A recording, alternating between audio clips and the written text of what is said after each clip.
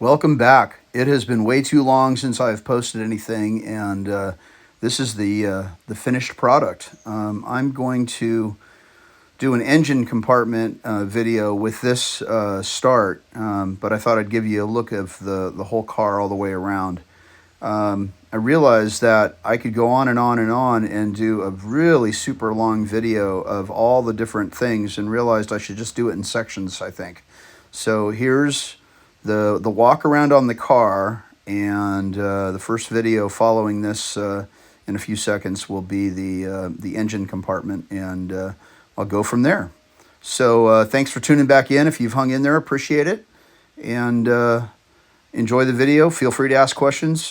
Can't wait to engage with people who want to know more, and thanks again. Welcome back to the 1941 Ford getting turned into a race car channel. It has been way too long since I posted anything, and the car is finally done. It's been on the track. It has done 2 Lemons races. It has done a bunch of track days.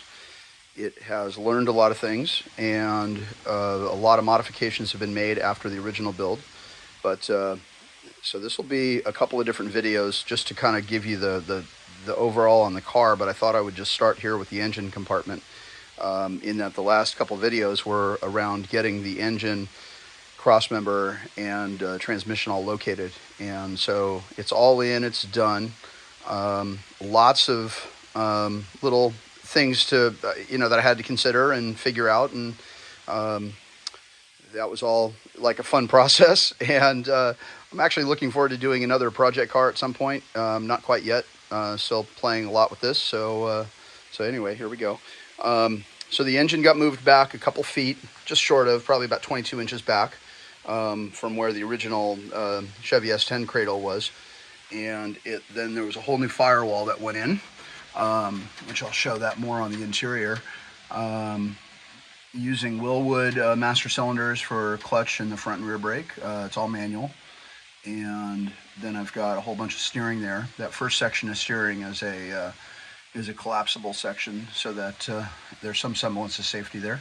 I've got my fuel line coming up that side, and I've got a bit of a mechanical wall in a bracket underneath the car that really isolates whatever heat is coming off the headers to the brake line, clutch line, and fuel lines. And I think that's pretty relevant. It was a fair amount of effort to get that in there, but I think putting a mechanical wall there was really the way to go to instead of just wrapping things. So I'm pretty happy with that. Okay, so this side has got some, let's see, while I'm shooting the camera down there, it's got some vents that go outdoors. Heat was a big issue in early racing. Not so much for track days, but there's some vents out there I will show later. But that's that side of it. On this side, we've got some heater lines coming through. Car needed defrost. When we get to the interior of the car, you'll see that there's no way I can possibly wipe condensation off the glass because I'm so far back away from the window. So I put a defrost system in. It's small, it's not a big deal. Works great. I've driven in rainy weather, and it absolutely does its job clearing the inside of the glass. So we got the same thing. Let's see, you notice the headers are wrapped. It really minimizes the heat in the engine compartment, especially now that I have airflow in here. And they are stainless headers, so I'm not worried about those corroding. And then one of the things that I realized early on once I moved the engine back was, with the hood off, I could lay on these fenders and reach pretty much anything I needed to. But with the hood on, as well as populating the fluid reservoirs and keeping everything kind of handy, getting to the engine was near, like past the first 2 cylinders, was pretty much a challenge. And so I ended up thinking about how was I going to work on this, and I realized that what I do is I get into the engine compartment, which means that the intake comes out, and a little rod that supports it, which is kind of tucked under there, comes out easily. That cooling fan for the oil system comes out, and then I can put as well as there's a rod or a support on the back of the cooling fan that comes out, and then I can put my feet on the floor. And then get my butt in there and squeeze my butt up against these cooling fans on the radiator, and reach anything. It's a little bit of a core workout, but it works. The radiator lines were all just basically aluminum pre-bent tubes that I welded up into something that made some sense. And I've got that riser there so that I'm a few inches above the radiator, which has helped a lot with burping the system. And the stock radiator cap is under there, but completely not gettable unless I were to hack a hole in the fender. So that's why I went with the remote fill as well. Well, plus it just would have been, it would not have burped properly if I tried to use the radiator cooling or the radiator cap. So that was kind of the idea of getting the radiator completely tucked up into the body, which presented its own challenges. If the radiator ever has to get serviced, a lot of the interior accessories have to come out, and that thing comes out just barely, sort of, kind of. I mean, it does come out without damage, but it's a fair amount of work. So the radiator is a thing. Running hoses under there and getting everything down and back up and everything was interesting challenge. You'll see I'm going around a frame horn and with the lower radiator hose, and that was necessary because that frame horn, while it's not doing anything really much with the steering that far forward, still was the mount for the sway bar. So that was it, well, as well as the front clip mount, if you will. So that turned into a challenge, but again, all worked it out. On this side up in here, we've got horns, and we've got a spew bottle, and then we got a lot of power steering cooler lines. The engine compartment got really hot at one of the Lemons races when the weather wasn't even that hot, and what we figured out was there wasn't enough air getting into the compartment. The cooling system was great. Those dual fans with that 3-row aluminum radiator all tucked in here was pretty good. I was afraid that I might have to hack these open for airflow, but I really didn't.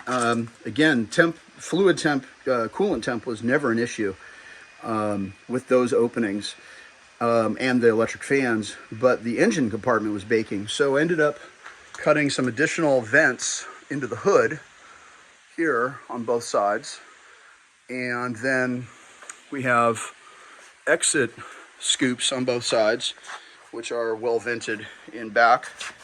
And that pass-through air, I have hung my arm out the window awkwardly while driving, and there's a fair amount of air coming out of there, so I'm pretty happy with that. That was the original opening for the defrost, or the cabin air from the 41 version of the car, and opening that up helped a little bit, but it really just didn't allow enough intake air. So that's how the hood ended up getting modified. So now, oh, and in that original learning curve, we were boiling power steering fluid, and engine oil temperature was just getting ridiculously high. So again, airflow in the engine compartment, and then added power steering cooler.